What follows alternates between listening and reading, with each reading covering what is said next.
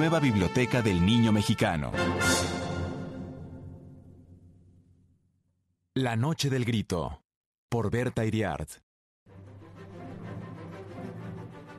Cada año, desde los tiempos de los tatarabuelos, al caer la noche del 15 de septiembre, los mexicanos celebramos la independencia.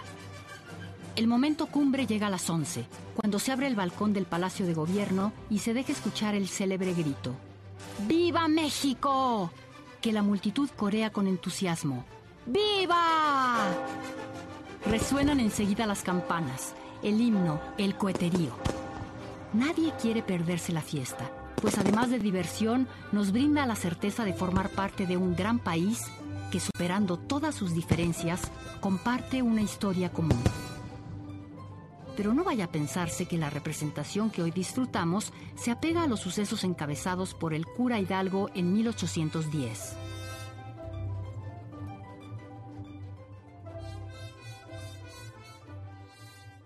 Para comenzar, el grito no se dio en la noche del 15 de septiembre, sino en la madrugada del 16.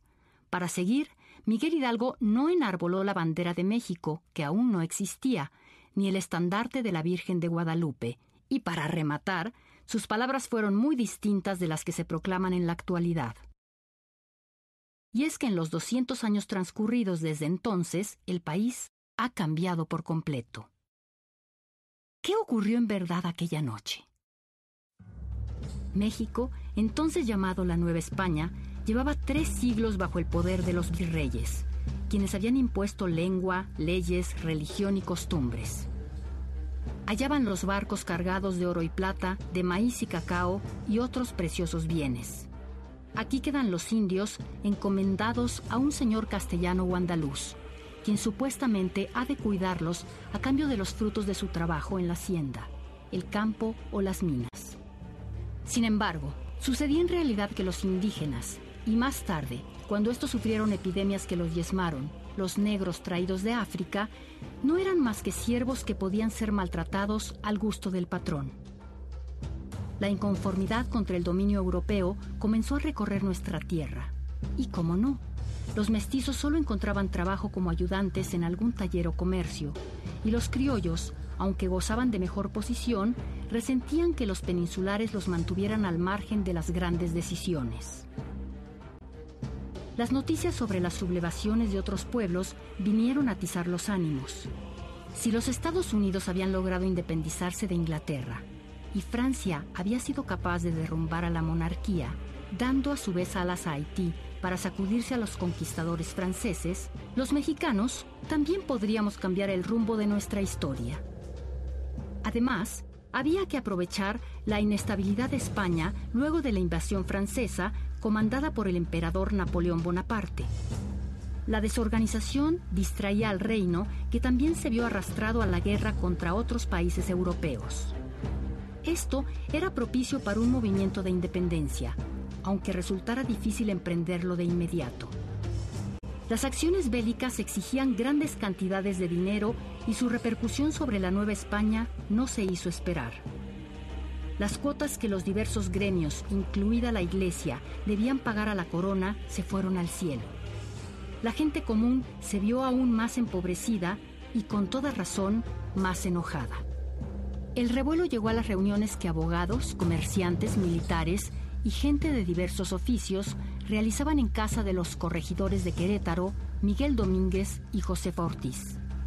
Entre versos y obras teatrales venían a cuento los hechos que agitaban al mundo, y poco a poco fue quedando claro que los mexicanos debían tomar las riendas del país. Los españoles no iban a permitirlo, desde luego, y por ello habría que planear el golpe con gran cuidado, en secreto.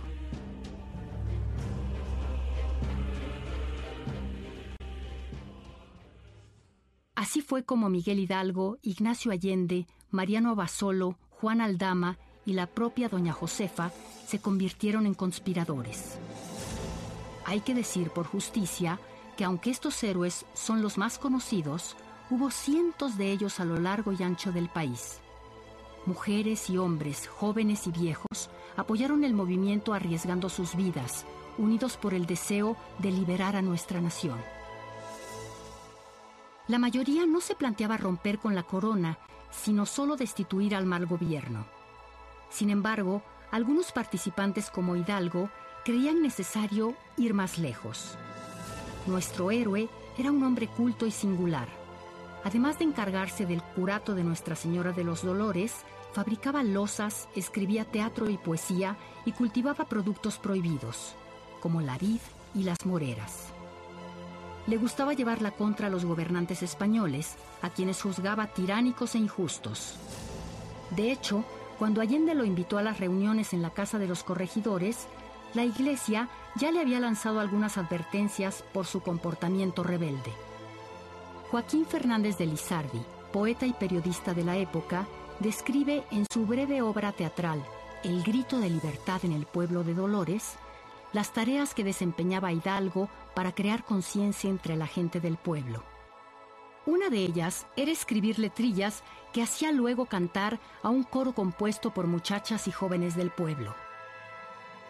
A las armas corred, mexicanos, de la patria el clamor escuchad, baste ya de opresión vergonzosa, libertad pronunciad, libertad.